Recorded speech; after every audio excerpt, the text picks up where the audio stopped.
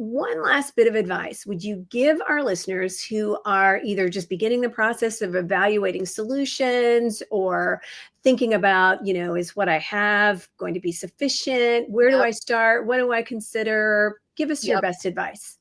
I think there's a couple of steps. The first is to do a pretty honest assessment of state of the state.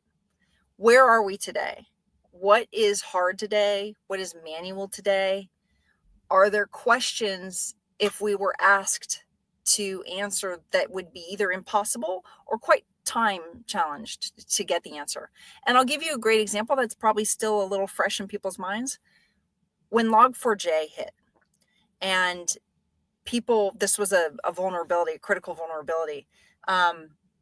People didn't know where they had it, which assets had it, whether they had the right software that remediated this problem or not. And so taking an honest look at what are you doing today? What is the landscape that you're clear on? And where do you have holes? So I think first off, from a process standpoint, from a data standpoint, where do we have holes? And then I think secondly, looking at the processes that are very manual and saying, how could we use tech to solve some of this? There's a national bank whose name we all know. They employ 6 people just to take vulnerability scores from vendors and turn them into a bank-specific vulnerability score. 6 people. That's really challenging, right? Yeah. Think about the institutional knowledge that those people have. Yeah.